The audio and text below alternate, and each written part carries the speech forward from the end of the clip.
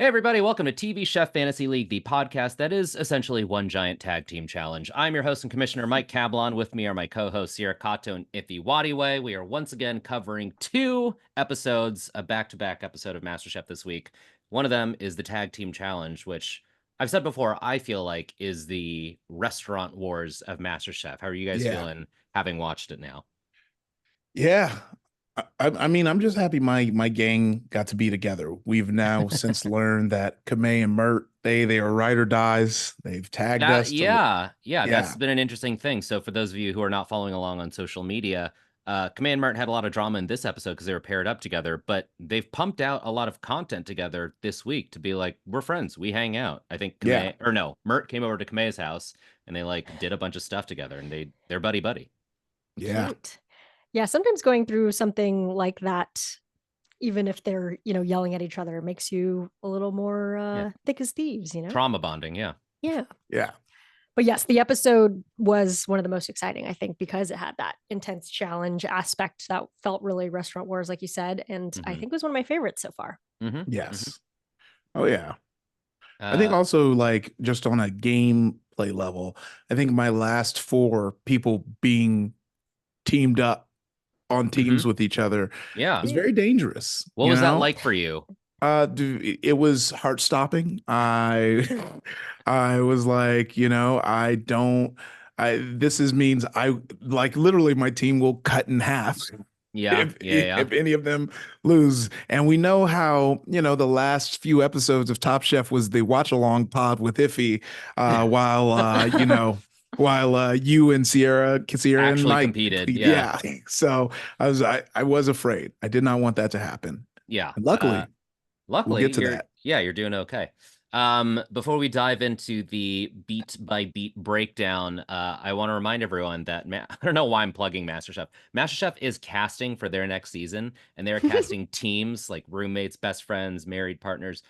If you are applying, please let us know. I am so curious to see what the modern. We talked to Sam and Iffy's friend, and so we know what the casting process used to look like, and I want to know what it's like now post-pandemic. So if you're applying, let us know right now. And it was Sam and Scott. So if you have Yes. an S name, your chances are very strong. Skyrocket. Yeah, exactly. Maybe I should.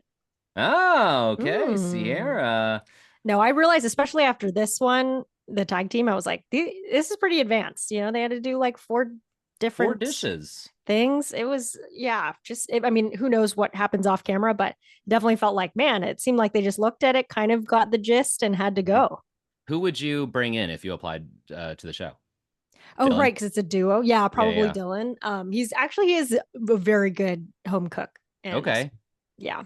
Do you work together well well as a team, or do you think it would like dissolve your marriage? I mean, probably both. Like, I think we work well, and it would dissolve the marriage. Okay. Yeah. Either way, But, it's going down. Yeah. But hey, anything to win. Anything to win. That's the spirit. And it is the spirit that you're taking into this season because you've been in the lead the whole season. Yeah. Okay, let's dive into this episode. So as we learn up top, there are no more generations. It is every chef for themselves. The first thing I thought when I heard this is Horacio's toast. He can't like hide behind anyone anymore. Horacio, astounded he's still here. You know what I mean? He did okay. Look, I have trust in Horacio. And I do have to think about the fact that I talked about my mistrust in Mert. And Mert posted a story, not only like watching the pod, but me on camera. And I feel like that was a message. That was like, I'm about to prove you wrong. And I hope you do, Mert. I hope you do. Thanks for coming, Mert. Thank y'all for listening. Yes. We truly appreciate y'all. If you saw, I hung out with Amanda. I'll come out to DC, get some of that mambo sauce. And that's right. And I'll come hang out. Preferably, please play Magic the Gathering or something. But if you don't, hey. Wait, what is mambo sauce? Is that a DC thing? Yeah. It's like a very like sweet and it feels unfair to call it sweet and sour, but it's like a sweet and savory kind of spicy sauce. Wow. I gotta go back did we to also did we discuss how Iffy and Amanda hung out? And I don't oh yeah, we talked about it before, but not after. That's right. Huh? Yeah, Okay. that's crazy. So you hung out with last season's Top Chef contestant Amanda.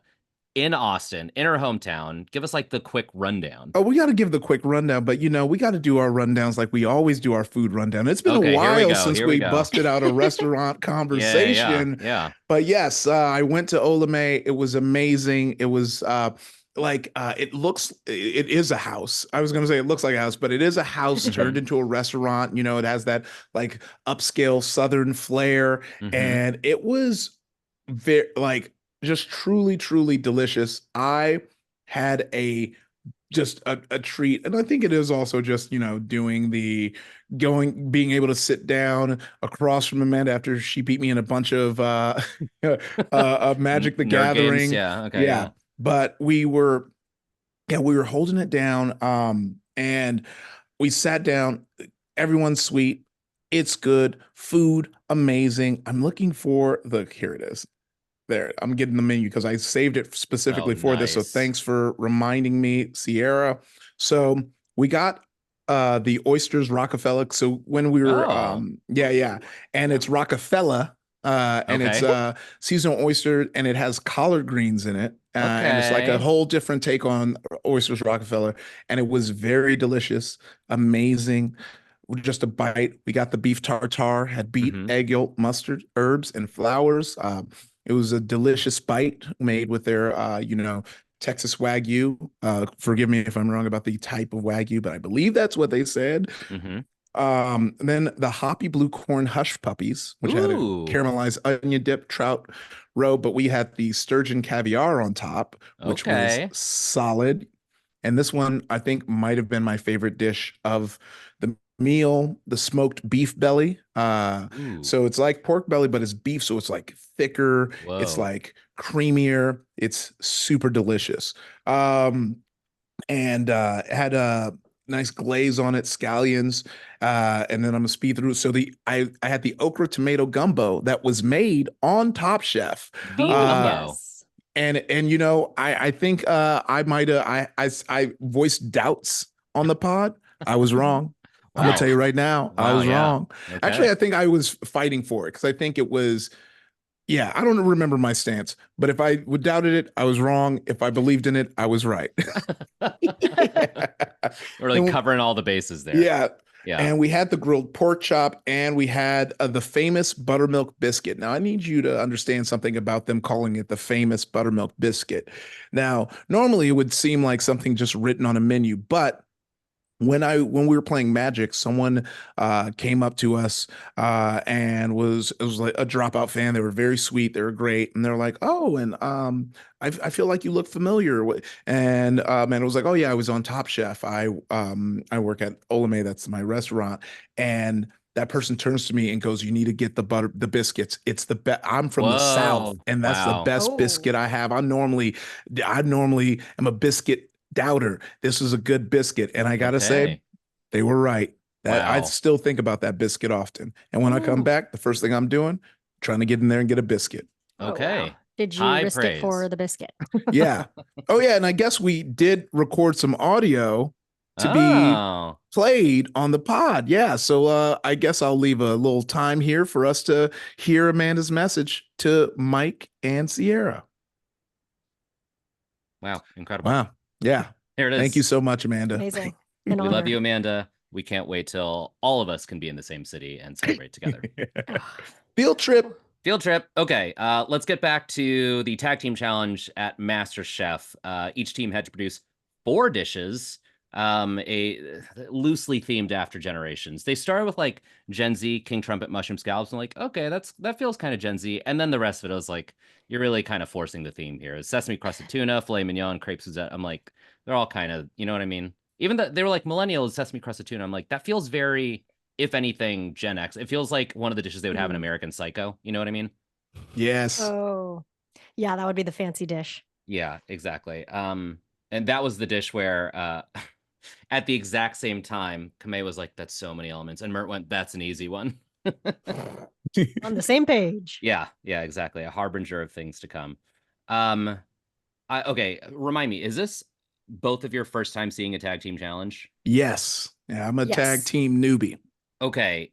What do you think of the structure? Because having watched all the other seasons of this show, now looking at it with a critical eye, it never really hit me that this is the one challenge where the judges start to like clearly play favorites. It's like, when you're like picking kids to be on your dodgeball team on the playground, and it's like, Yeah. well, I don't want that kid. That kid's gonna suck. It's gonna sandbag the whole team. And the judges do that for everyone here. They're like, well, we all know that Kamei is a strong contender, and Mert is definitely gonna slow her down. You know what I mean? It was like the judges are supposed to be impartial, but the judges were very much like, this is a strong team, or Oh this yeah. person sucks and this person's great, Yeah, I think they really kind of like they're the gloves are off. They're like, we've been at it long enough. We're getting towards the end here. I'm free to, it's like Real World always said. That's when Oh, the people start cameras being real. yeah, people start being real. Oh, I no. forgot the whole quote. Yeah, I know. Yeah, me too. Yeah.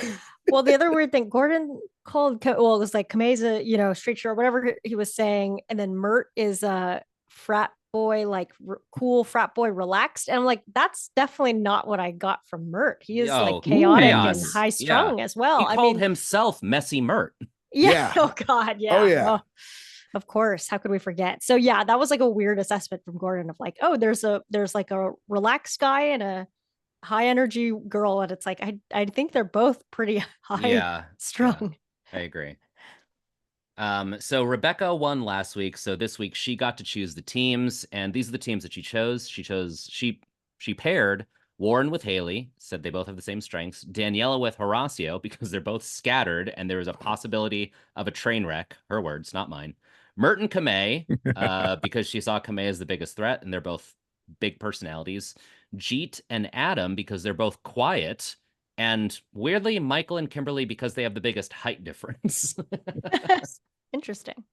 In her little talking head, Kimberly was like, I think that she paired us because he's a strong player and I'm a weak player, so I have to prove myself. And I was like, okay, I can see that. But also sort of a weird POV to be like, I think she chose me because I'm the weakest link. You know what I mean? I Sure. was She was definitely like creating her own underdog story. Yeah. Oh, like yeah. how Michael Jordan had to create new fictions to keep motivated when he's the best.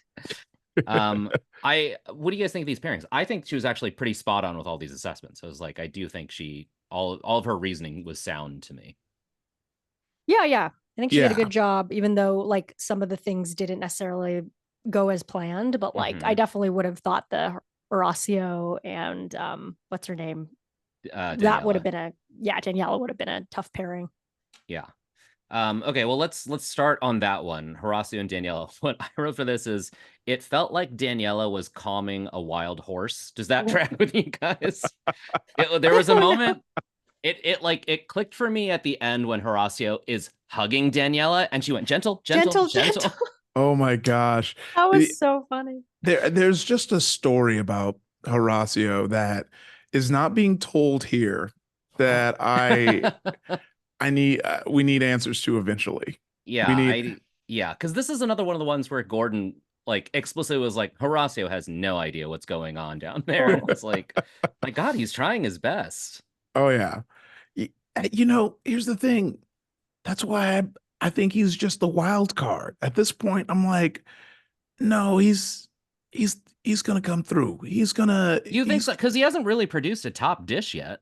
Well, there was that one time, I think a couple weeks ago, didn't he get to he was one of the closer looks. He didn't win. Yeah, you're right. Yeah, but so I think he has it in him. And it was with like we were talking about how it was a dish that like, that's right, the like impossible meat fritters or whatever. Yeah, and we were this that's right. is wilder than we'd expect from him. And now, I think it's the waiting game.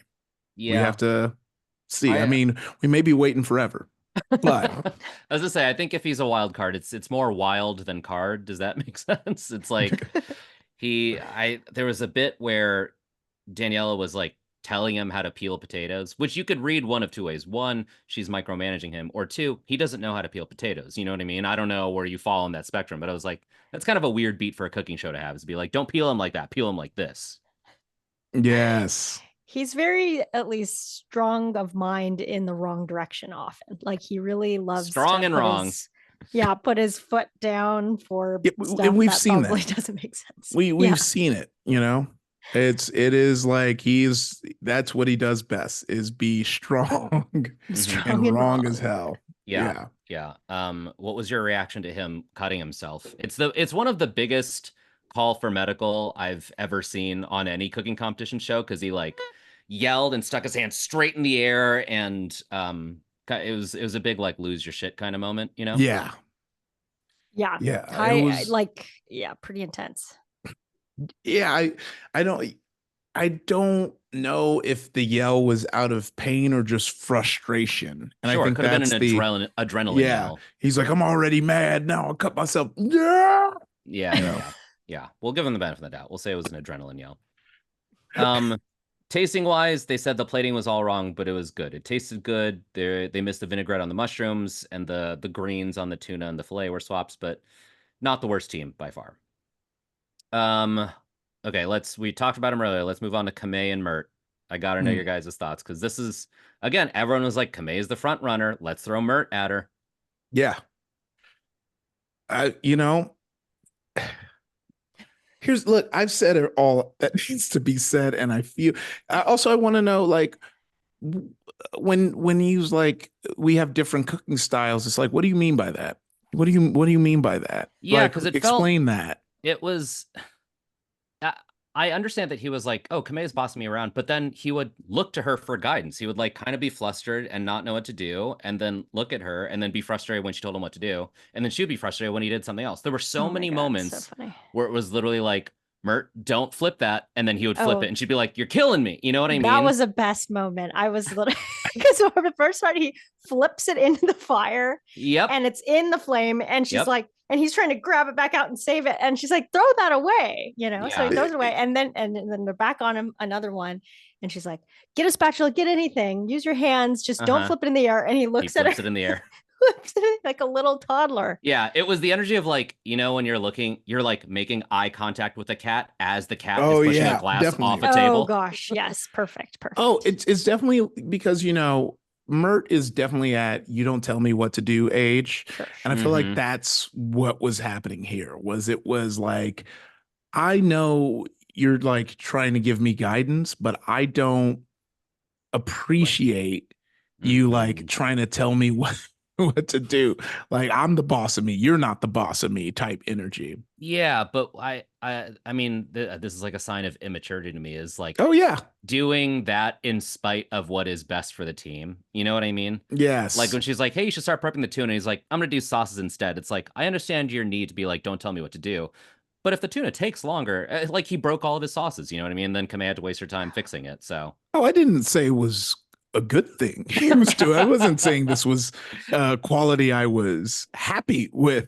I was saying this is what is happening. yes, you are correct. Yeah, like this is someone who is like straight up just really d- just like fighting back specifically because they're tight about being told what to do. And that is what I was saying, par for the course for his age. Mm-hmm. Mm-hmm. Let's see. I wrote down a few quotes from their tasting because they did bad. They missed so many components on all their plates. Everything was either undercooked or overcooked. They missed a bunch of seasoning. Um, Gordon said, "What did you do for 75 minutes?" And Aaron said he looked at the crepes and said, "Those look like my kids' socks." Oh, And that was funny.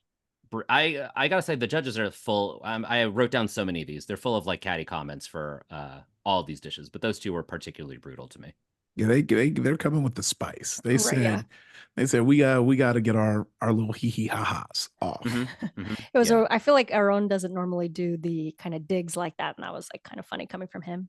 Oh yeah, yeah. yeah. I feel like he's more of like the neutral party, and to see him turn and be like, "This is bad," is like, oof, that hurts. Yeah. Yeah. Yeah. Okay. Anything else on them before we move on to another team? Nope.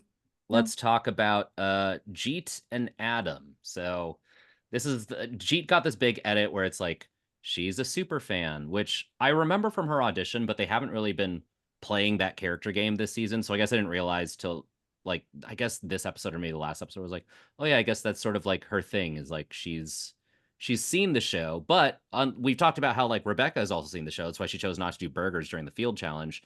It feels like Jeet hasn't capitalized on her knowledge of the show. Do you know what I mean? For someone who's watched a bunch of the show, she hasn't like used that knowledge to, I don't know, cook better or make Succeed. smarter decisions. Yeah, succeed, I guess. Yeah. Yeah. But Yeah. yeah, I guess it's been kind of like, I mean, I can see it too. It's like you can watch the show. It's not necessarily like always the same. So there's not much you can really apply unless you're also a really, excellent chef and you're able to kind of think that maybe some of the show helped with that. But I don't Yeah. know.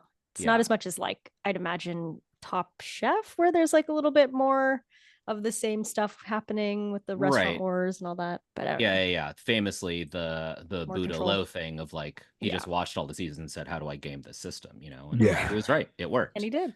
What Jeet took into this challenge is knowing that every tag team needs a leader, but she's paired with Adam and they're both quiet and she's tried to be a leader, but I guess it didn't really work because their dishes turned out pretty bad. And they were both quiet. It's like for one of the louder challenges, in the background of every shot, you can hear everyone in the kitchen yelling. Mhm. If your team's whole narrative is like, those two are quiet, it's like, that's probably not boding well for you in this particular challenge. Oh, baby. Yeah. Yeah, you're good so pairing right. by Rebecca and that. Yeah. They started their proteins late. Here are the quotes from the tasting that I wrote down. The mushrooms tasted like dirty water. The tuna was, quote, almost so well cooked it could be canned. They called the filet a hockey puck. Gordon was like, I wouldn't expect the team that was the most behind on their proteins to overcook their steak, but they did. Damn. Joe said, two sick ones from Joe. You could have taken a pot of boiling water and put a steak and potatoes in it, and it would have come out better than this. And eating these crepes is like eating a kitchen sponge. Oh, yeah. That was rough. I feel like they cut to Kamei at that point, and she was like horrified even hearing that. Yeah. Oh, yeah. Yeah, I feel like if the judges have writers punching up their lines, this is like their episode to shine. Oh, yeah. So that team was a bummer, especially because Jeet was my first round pick.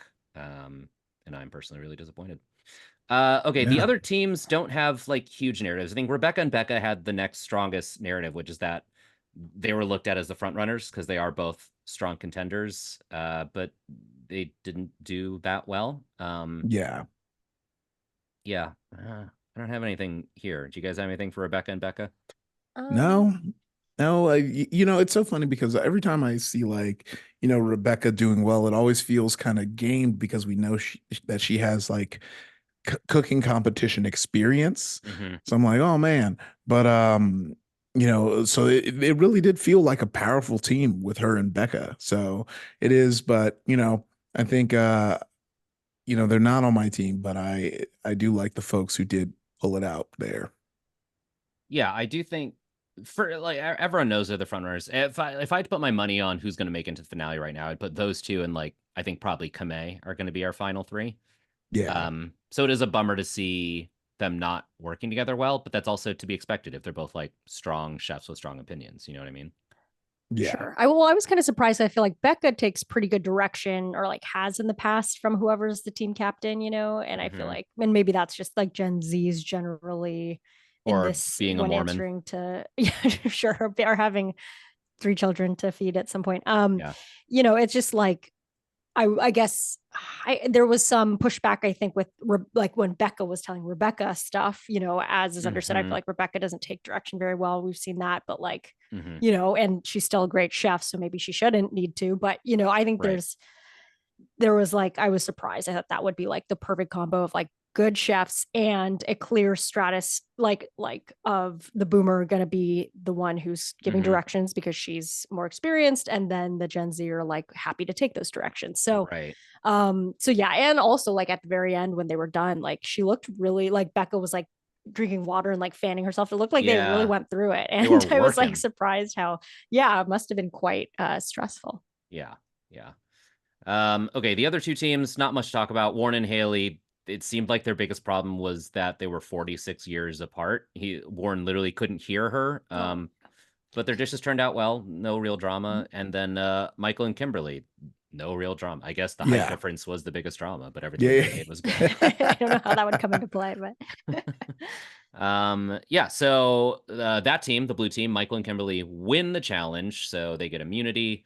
and an advantage in the next episode. At the bottom, we had Jeet and Adam, Rebecca and Becca, and Kamei and Mert. The absolute worst team was Adam and Jeet is the one who goes home. I am personally sad to say that Jeet went home. I really had a lot of faith in her at the beginning of the season.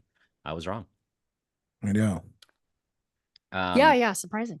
Yeah. It seemed like she was well loved. Everyone was sad to see her go. Yeah. You know what I mean? Yeah. And also it's, good because I was worried when they were doing teams that they would just do another double one, but maybe they didn't because they already sent 2 home. Mm-hmm. So maybe that saved us, once again, taking the brunt for everyone. Yeah. Saving Horacio's ass once again. Horacio still in it. I mean, they did well, Horacio and did yellow. Yeah. So that's good. Certainly better than these 3 bottom teams. Yeah. I did like Cheat's thing at the end where she was like, I came in a fan, I'm leaving a chef. Yes. Or something, right? Yeah, that was very cute. Sweet. I think a lot of we're in the zone of the season now where all the exit speeches are going to be like beautiful and gracious. You know what I mean? Fuck yeah. So I did the deep dive on the Where Are They Now to find out what Jeet is up to. It seems like Jeet is doing a lot of pop-ups in Portland. Ooh. She did a couple team-ups with other former MasterChef contestants. She posts a lot of her recipes. Not a lot to go off of, but it seems like she's doing great. She's still cooking. Yeah, I feel like that's the interesting thing about MasterChef is I feel like you really have to make it pretty far to really have that like burn. Whereas in Top Chef, I feel like just being in a couple episodes can garner enough interest because so many people are food fans. Right. They're like, oh, I'm gonna go to your restaurant anyway. And you can still get some burn from that.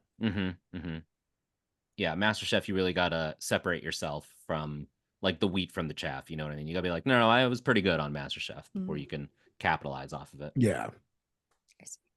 All right, let's do our scoring for this episode. It's very easy. As a reminder, you can find our scoring rules on our Instagram at TV Chef Fantasy League. There were no closer looks in this episode. The only point gainage I wrote down was Michael and Kimberly winning. That's 1 point apiece, unless either you guys caught something I didn't.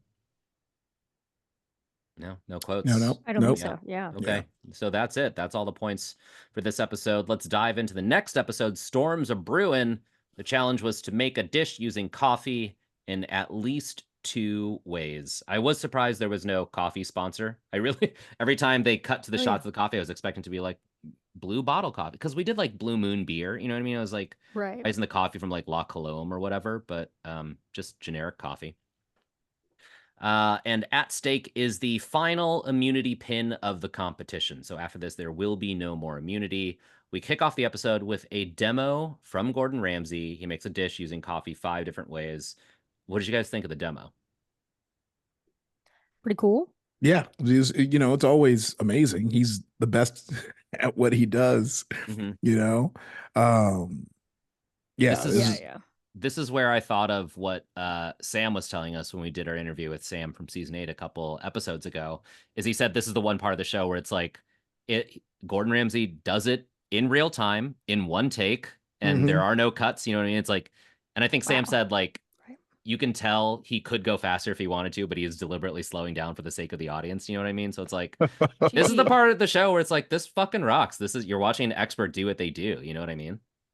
Oh my gosh. Yeah. And it's like, it is so impressive because he's, walking you through the same time, saying whatever the script of what he's doing and probably cooking in a way that's oriented towards camera, where it's not maybe as natural. Right. And so, yeah, the fact that I forgot that he had said that's always like one take wonder there. Oh yeah. And also just proves like, yeah, y'all should be listening to this man. He's not up here as just like a figurehead. It's like, he knows what he's talking about. He's still got it. He can still walk the walk. Oh yeah. Unfortunately, we did not get one of our point getters is he's going so fast up there. Yeah. It never happened. I guess not with this kind of coffee recipe. It's like maybe if he's like chopping something or like, I don't know. I think it's that most of the time, not 100% of the time, but a lot of the time when Gordon is doing the demonstration up there, it is a cook along. He's like, I'm going to do this in real time. You're going to cook at the same time as me. And that's usually when people are like, I can't move as fast as he's moving. He's going so fast up there. Yeah. So yeah, we got a lot of admiration, but no point gainage there. What we did get, which again kind of doesn't matter for us, is Haley said she has never cooked with coffee before. She said it twice this episode. which is a half a point, but nobody drafted her in our league, so doesn't really matter. Yeah. Sorry, But Haley. in yeah, that's wild. I mean, but you know, I was gonna ask if you were gonna ask if Becca kind of Yes. going off about it, Yeah. if that counts. So for another episode, I was gonna say in a row, not in a row, but last week we had the alcohol episode. Becca said she doesn't drink, and we awarded her a half a point because that's the same as either saying I'm allergic to this ingredient or I don't cook with this ingredient a lot. And I think she gets that same half point here because she does Yeah. not consume, I guess, any form of caffeine, but no coffee for Becca. Right. Ooh. Right. Which I do think is also, she also didn't have anyone taste her dish this week. Yeah. Mhm. She was just going in based off her ability and still landed in the middle, which I think says so much about her natural cooking ability. She's basically cooking with one arm behind her back. She's like, I'm not going to taste Yeah. this. I don't know what it's going to taste like. And just off instinct, she's still doing not the worst. You know what I mean? Yeah, and I don't know if this is better or worse, but she was one of the baking ones, right? So like Mm-hmm, she had to, she was saying like, well, I'm going off of, these measurements that I mm-hmm. know. So Yeah. maybe in baking, it's like you're not really tasting anyway because you're just gonna bake it based on like the right proportions. Mm-hmm. And then, but obviously it helps Well, it taste no matter what, right? yeah, I mean, it was kind of tricky and like interesting because, coffee does have a specific kind of flavor, Mm-hmm. Mm-hmm. and but I imagine Becca's the type of person who looked it up and knows what the flavor notes are. Right. Becca, it reads to me as someone who definitely Studies. studies and knows Yeah. what they're doing. And so, and this is one of those times I do wish we had, Sam here to be like, yeah, like, and in this case, are they able to like tap in? But I guess like she can probably even ask another contestant, like, what is the flavor profile of that? Yeah. Yeah. And it's like Or she in drank it off camera and then just said that on air to not Don't make tell the anybody, Mormons mad. yeah, Trick, exactly. yeah. Don't tell my Merp, family. Merp, DM me, let me know. Yeah, so this lets us back into the challenge of this episode, which is that Kimberly and Michael got to pick 3 home cooks who had to do dessert because dessert is harder to do in 45 minutes. They picked Adam because he's a strong cook, Rebecca because she's well versed in baking, and Becca because they wanted to pick the strong cooks. And of those 3, Becca's the only one who felt confident and did well, didn't land in the bottom. So I really think Becca's going to go all the way. Our closer looks in this episode, and I had to remind myself it's our top 3 dishes now because there are no more generations. It's not one per generation, just the 3 best dishes no matter what. First one was Kamei with her coffee rubbed lamb chop, couscous, coffee spiced carrots, and a reduction sauce. Okay, here's a question. What she said was, I don't drink coffee much. Is that the same as saying I don't cook with this a lot? Is that where the half a point? I like, the part of me that is sitting so far behind wants to say yes, but I feel like, yeah, because it borders it. But I mean, It's drinking, right on the line. yeah, drinking and making it. So I'm going to take myself out of it and say y'all can pick. And if we need a tiebreaker, I'll let super producer Val pop in. Ooh, I like it. Okay, Sierra, what are your thoughts? Yeah, I remember hearing that and thinking, yes, that counts similar to how, if Becca isn't drinking it, and then also I thought it was funny because they did point out that she's a lawyer and somehow doesn't drink coffee. And that's another I know, that is on nuts. top of that. Right. That's a good So point. yeah, so I thought yes. You thought yes. Okay. I'm right on the line here. I think the spirit of the rule is the same. Saying you don't drink it is the same as saying I'm inexperienced with it. I don't cook with it a lot. So let's go ahead and give her that half a point there. All right. There we go. Okay, give me 1 second to adjust this.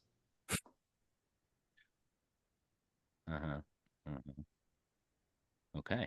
All right. Okay. She also said she's not a dessert person, and that kind of caught me by surprise. Yeah. Anytime a good chef isn't a dessert person, I'm like, huh, okay. Yeah. I know. But not a lot of drama with her tasting because it looked good and it tasted good. She made it on the top. She deserved it. Yeah. Next up in the top was Mert, which I was surprised about with his deconstructed stuffed pepper, coffee-infused hanger steak, coffee corn, avocado crema, cilantro rice. Okay, we talked about messy Mert earlier. Yeah. He ripped his pants. His apron was it looked like he murdered someone. His hair was all look akimbo. Mert is just SpongeBob SquarePants. Okay, that's he. Mert is SpongeBob in the way, Yeah. and I do like that since working with Kamei, it seems like might have rubbed off, kind of given him some guidance. I do, Sure. I this was a happy surprise. Mm-hmm. Mm-hmm. Yeah, from the bottom to the top together, like that was Hmm. pretty I know, cute. really tight. Yeah, and then yeah, have hopefully mended any wounds, Yeah, clearly. yeah. Well, I guess It's they have, they chilling. yeah, Yeah. exactly. Yeah, they're still hanging out. Um, this is such a small quote. I wrote down this little asterisk here because when Gordon is walking around the kitchen as they're cooking, he said, "How you doing, Gordon?" Which to me, it's like if you don't think about it, it'll pass you by. But most people address him as like chef or Chef Yes. Ramsay, or like or just like a Right. hi chef, you know. Yes, And for him to chef, be yes, like, chef. "How you doing, Gordon?" It's very like, "Hey, we're same, right? We're equals. We're on the same playing field." And it's like, no, that man has like 20 Michelin stars. Yeah, yeah. But also, Gordon. like, it's the funny thing of like out of any like this man has to know that you refer to him as chef, Yeah. and it is so wild that like I think Mert's just trying to. He was like, this might be a nice drama moment. Mm-hmm. Mm-hmm. Yeah, they didn't play it up, but I just thought that was funny. During the tasting, Joe said this dish is not sophisticated, but it is a crowd pleaser, and sometimes that's good. And Ooh, I wrote, okay, yeah, that's the feedback of a restaurateur. Our producer Val wrote, he's such a bitch. Amazing. Which is true. oh They're both true. Sums it up. Sums it up, yes, honestly. I don't know if there's much else to say. Yeah, it did feel like a backhanded compliment. yeah. Yeah.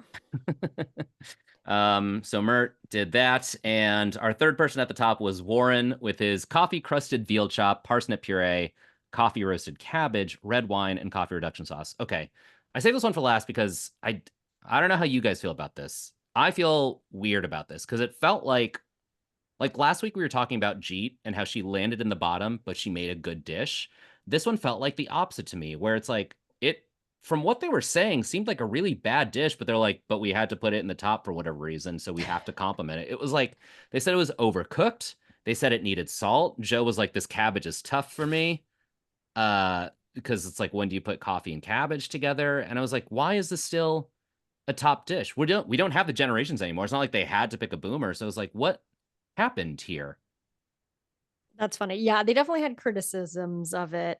I was very excited to see Warren in the top, of course. Oh, I love Warren as a guy, but I So was yeah, like, yeah. But yeah, you're like, I mean, it definitely felt like bottom of the top.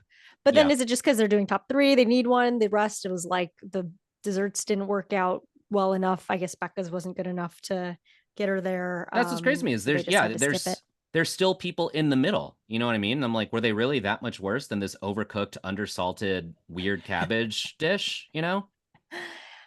I don't know. Something about it must have been that good. I mean, who knows? Maybe like I just keep think back to like everything Sam was saying about, if they say something where you can't visibly see it, like maybe it's not Right. true or whatever. So maybe it's like they wanted to get him up there. He hadn't been in the top before, right? Or hadn't been there for They at did least a say bit. that. Well, oh no, no, okay. I wrote this down. Hold on, let me find it. What they said when they called him up is they said this next person we're calling up is yet to be in the bottom, which I was like, that's just a nice way of saying he's been in the middle the whole time. Right. He's kind of, yeah, he's kind of skated. And then, he's also in the baby boomers. So Rebecca saved them a lot. So Yes, I yeah. think he's had some tough dishes that might have landed him in the bottom before, but who knows? But yeah, I guess like, because yeah, my thoughts too were like, oh no, this when they questioned him in the closer look of like, has cabbage ever been with coffee? And he gave the straight that was The like the immediate weirdest never. interaction.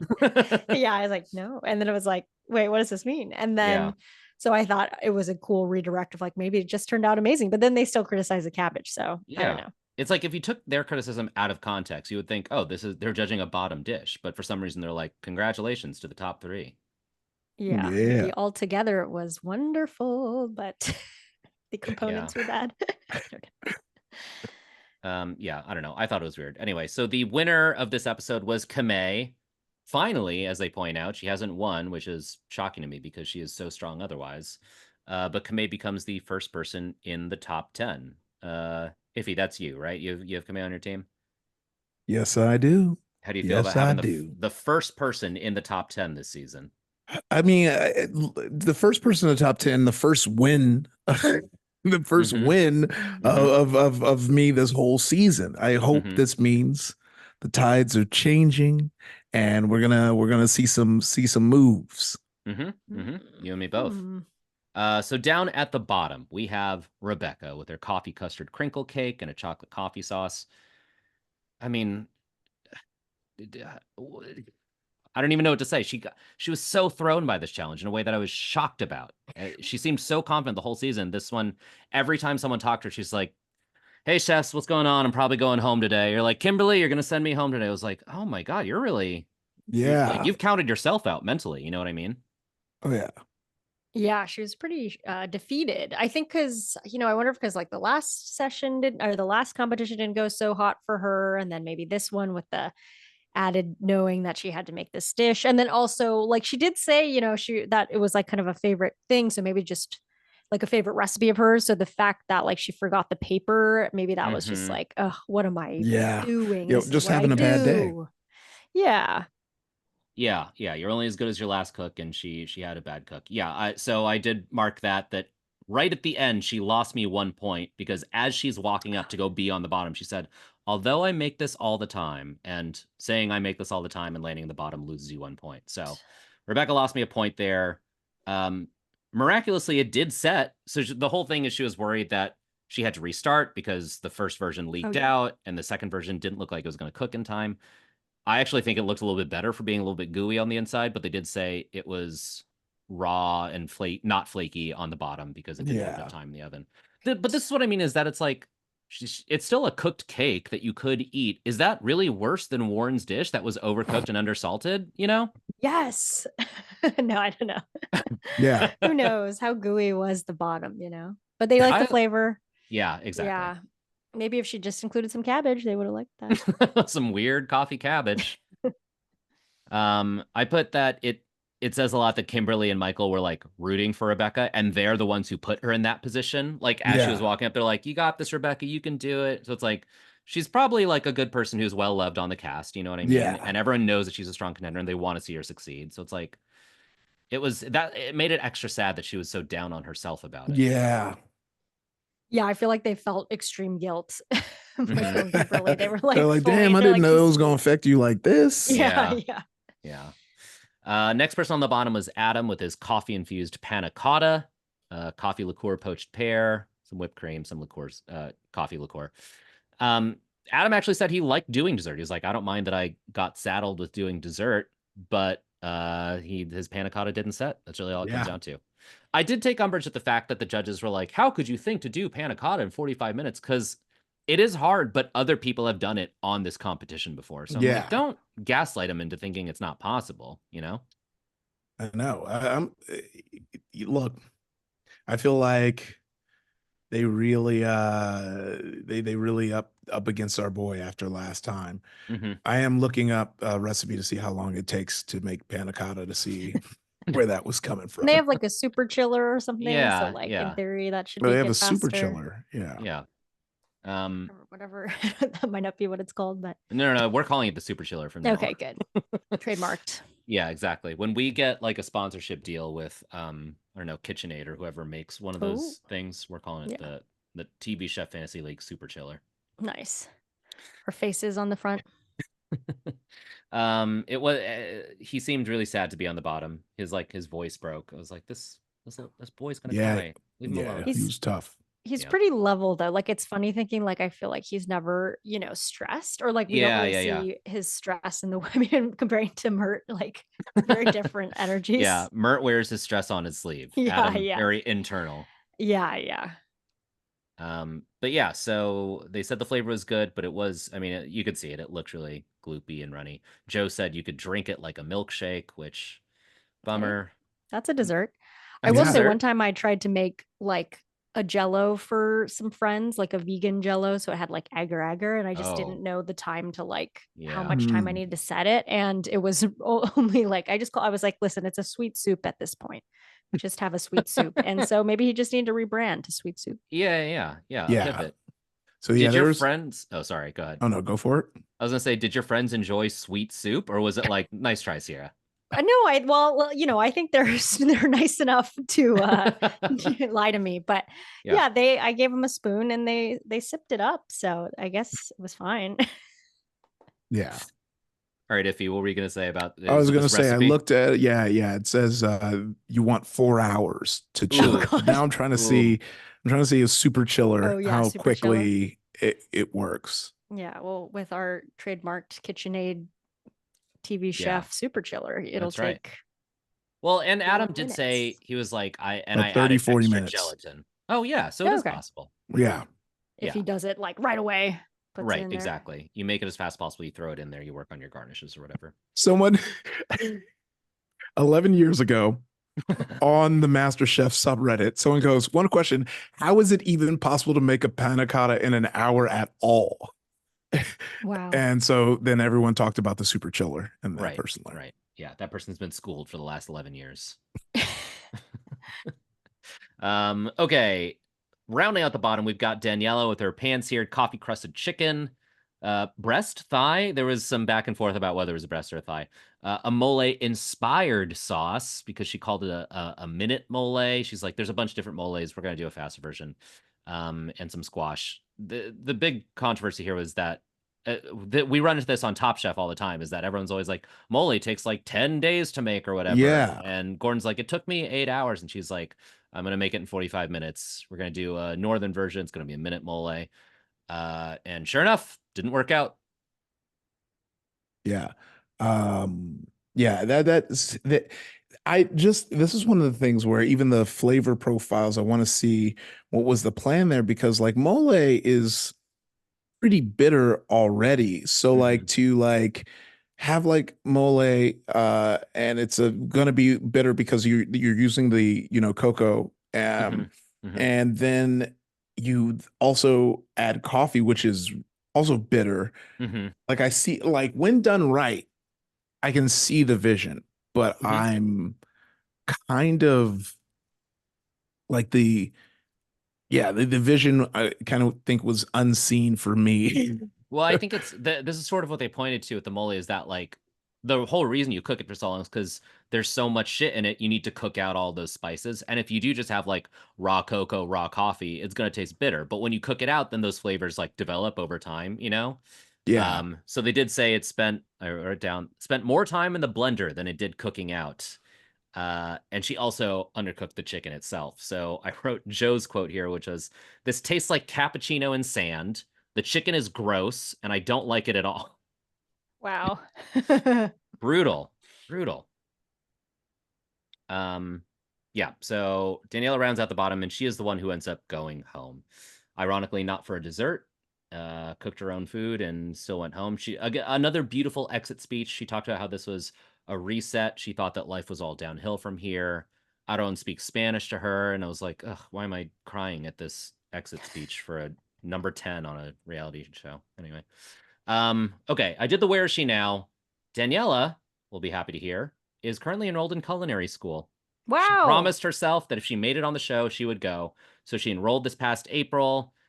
She makes a lot of content with Kimberly, so I think they're genuinely friends in real life. She is still with the guy who proposed to her on her audition Oh, episode. good. I couldn't find any wedding content, so I don't know if the wedding has happened, but they do seem to travel a lot. They've been all over the world. He is a flight engineer for NASA. I clicked on his profile, so Danielle's Sheesh. doing fine. She's doing great. Yeah. Good to hear it. Yeah. Yeah, but another hit to Team Iffy, but only one. But I definitely, on the I would look at the stronger side of my team. So this is interesting. I'm interested in how this like shakes out in the long run. Mm-hmm. Mm-hmm. But maybe Mert's been unlocked. Maybe Mert's the new. He was on top. Yeah. Yeah, he's been Yeah. on the up and up. So we'll see how he performs as we go toward the end of the season. This does now leave Kimberly as the sole Gen Xer left on the show. So we are starting to whittle down the generations now. Wow. Yeah. I had a couple stray thoughts on this episode that didn't belong anywhere else. Horacio seemed out of breath, and I don't know why. They made a comment about him sweating into the potatoes. Horacio was working hard. That's all that is. And up top, I thought it was cute that Horacio said he drinks his Brazilian coffee dark, sweet, and hot. Kamei said, that's me. That was adorable. And we got a preview for next week. Next week, we are doing a Hot Ones challenge. Sean Evans is going to show up, and it's going to be hot sauce focused, which is exciting. All right, let's do our points breakdown for the coffee episode. The closer look was Kamei, Mert, and Warren for a half point each. The winner was Kamei. That's 1 point. Haley's never cooked with coffee before, but none of us drafted her. It doesn't matter. Becca doesn't drink coffee. That's a half point, whether you qualify it as an allergy or doesn't cook with it a lot. Kamei also doesn't cook with coffee a lot. She said she doesn't drink it much. That's a half point. And Rebecca makes us all the time, and she landed on the bottom. That is minus 1 point. So at the end of this week, Iffy, you gain 2.5 points. You have the highest gainage this week. Yeah, but Sierra's right behind you, gaining 2 points. I gain 0 points this week. I got +1 for Kimberly winning, and then -1 for Rebecca's hubris at having cooked a crinkle cake before. So net 0 for me. And currently, our leaderboard as it stands, Iffy, still in last place, but you have 8.5 points. I'm not that much further ahead of you. I have 10.5 points. All right. Sierra, you are at 18 points. Jesus. Iffy, if you and I pool our points, we could beat Sierra. Yeah. But she is single-handedly far and away ahead of us. So wild. Well. How are you guys feeling heading into top 10? I honestly shout out to Mormonism, I think. That's getting me a couple points in there. I did not think that like religion would be a big point getter this season. Now we know. Yeah. I know. Yeah, I think when I drafted Becca, I didn't even realize that was part of her story. So yeah, it worked out. And there is also, we pointed this out at the beginning of the season. She is also in culinary school now, but we don't know if it was before or after the show. So if she gets eliminated, there might be a moment where Gordon says, I'm going to pay for you to go to culinary school. Oh, right. And which would be another point on the way out the door. Yeah. Yeah. Okay. Hopefully she'll win. Yes, that's the bigger point getters if she just wins the whole thing. Folks, this is a reminder that we are a part of the Maximum Fun Network, which means we are an audience-supported show. So if you like our show, head to MaximumFun.org/join. You can support us for $5 or more a month. It would mean the world to us. Thank you so much. If you have any thoughts or suggestions on our show, drop us a line on Instagram at TV Chef Fantasy League or send us an email at chef@MaximumFun.org. We actually got a couple emails this week. I haven't had time to look at them in depth yet, but it looks like one person sent us their Great British Bake Off Fantasy League in preparation for the fact that we're going to transition to that after MasterChef. One person sent us their MasterChef drinking game. Haven't looked at it yet, but I'm sure it's a lot of fun. So we love seeing this stuff. If you're doing your own league, let us know. For full unedited episodes, you can check us out on YouTube. Thanks again to my co-host Sierra Kato and Iffy Wadiway. We will be back next week. TV Chef Fantasy League. Oh, sorry, I'll do this clean. TV Chef Fantasy League is a Maximum Fun production. Our producer is Valerie Moffat. Our theme song is by Dylan Van Auken. Follow us on Instagram and YouTube at TV Chef Fantasy League.